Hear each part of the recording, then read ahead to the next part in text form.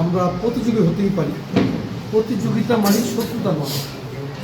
এবং আমার ধারণা নির্বাচনের মাঠে আমরা কেউই লিমিট ক্রস করিনি। আমি আমার পক্ষ থেকে বলছি, আমি এই মোস্তফাকে সিঙ্গেল আউট করে কখনো চরিত্র হরণ হওয়ার মতন বা করার মতো কোনো বক্তব্য ব্যাপারে ওনাকে সিঙ্গেল আউট করেই আমি আসলে কোনো বক্তব্য রাখিনি।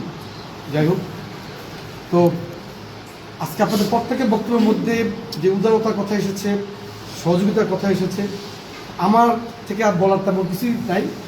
এটাই আমি চেয়েছিলাম, এই কথাগুলো বলতে চেয়েছিলাম। এগুলো আপনারা যেগুলো বলেছেন আমি আপনার সাথে একমত পোষণ করছি যে চরফ্যাশনে উন্নয়নের তো যেটা অবকাঠামোগত উন্নয়ন, এই উন্নয়নটার জন্য আসলে পারস্পরিক সহযোগিতা ওইভাবে গুরুত্বপূর্ণ না হলেও যেটা নৈতিকতার উন্নয়নটা, যেটা যেমন গত 16 বছর কিন্তু নৈতিকতার মারাত্মক অবক্ষয় হয়েছে।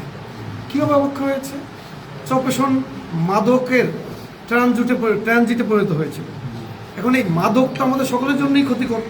এটা হয়তো ক্ষতিটা দেখা যায় না, কিন্তু বোঝা যায় যে সমাজটা আস্তে আস্তে ধ্বংস হয়ে যাচ্ছে। এই মাদকের ক্ষেত্রে কিন্তু আমাদের সহযোগিতা প্রয়োজন। অবকাঠামোগত উন্নয়নগুলো, হ্যাঁ, এখানে অ্যালোকেশন আসবে, কেউ না কেউ হয়তো এটা ঠিকাদারি নেবে, সে করবে। এখানে চেষ্টা করবো চাঁদাবাজি যাতে না হয়, কাজের মান যাতে ভালো থাকে, এটা একটা। কিন্তু আমি যদি চাঁদাবাজকে এই সমাজ থেকে নির্মূল করতে চাই, তাহলে এই সমাজে বসবাসরত সকল নাগরিককে, প্রত্যেক মানুষকে সহযোগিতা করতে হবে।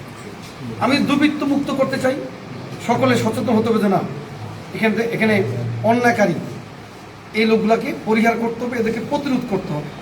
একইভাবে সন্ত্রাস, চোর, ডাকাত, এগুলো আমরা যদি নির্মূল করতে চাই এবং ভবিষ্যতে যদি আমরা যে পরিকল্পনা আমরা সবাই মনে মনে পোষণ করি যে আমরা এই চরফ্যাশন মনপুরার যে বিস্তীর্ণ অঞ্চল রয়েছে, প্রাকৃতিক সৌন্দর্য, লীলাভূমি, এই অঞ্চলকে যদি আমরা সাস্টেনেবল ইকো ট্যুরিজমের আওতায় আনতে চাই, তাহলে আমাদের অবকাঠামোগত উন্নয়নের পাশাপাশি মাইন্ডসেট প্রয়োজন, যে এখানে যারা আসবেন ঘুরতে, পর্যটক, তাদেরকে আমরা রিসিভ করতে পারবো কিনা, আমাদের আতিথেয়তা তাদেরকে দিব কিনা, আমাদের সততার মাধ্যমে তারা আরও আকৃষ্ট হবে কিনা, এগুলোর জন্য সামগ্রিকভাবে প্রত্যেক মানুষের সহযোগিতা প্রয়োজন।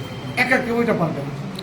তো আমি এই নেগেটিভ যে কাজগুলো রয়েছে এগুলো নির্মূল করার ক্ষেত্রে আমরা জিরো টলারেন্সে থাকতে চাই। চাঁদাবাজকে আমরা না বলতে চাই, সকলে মিলে। যে মাদক ব্যবসায়ী, তাকে আমরা ধরতে চাই, তাকে আইন শৃঙ্খলা রক্ষাকারী বাহিনীর হাতে তুলে দিতে চাই, সবাই মিলে। কে আমার আত্মীয়, কে আমার বন্ধু, কে আমার দলের, এই পরিচয় ঊর্ধ্বে উঠে আমরা করতে চাই।